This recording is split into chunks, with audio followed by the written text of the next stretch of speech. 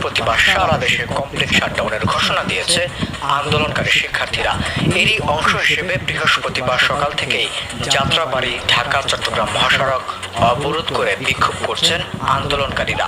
এমন পরিস্থিতিতে কোনো যানবাহন ঢাকা থেকে বের হতে বা ঢাকায় ঢুকতে পারছে না। শুধু বাস নয়, চলতে দেওয়া হচ্ছে না রিক্সা, মোটরসাইকেল, এমনকি সাইকেলও। এর ফলে তীব্র ভোগান্তিতে পড়েছেন সাধারণ মানুষ। সরেজমিনে দেখা যায় সড়কের রায়েরবাগ অংশে ব্যারিকেড ও মহাসড়কে টায়ার ও কাঠ দিয়ে আগুন জ্বালিয়ে বিক্ষোভ করেছেন আন্দোলনকারীরা। এ সময় তাদের হাতে লাঠি সোঁটাও দেখা যায়, যার ফলে রাস্তার মধ্যে আটকে পড়ে পণ্যবাহী গাড়ি থেকে শুরু করে দূরপাল্লার বাস, সিএনজি এবং অটোরিকশাও।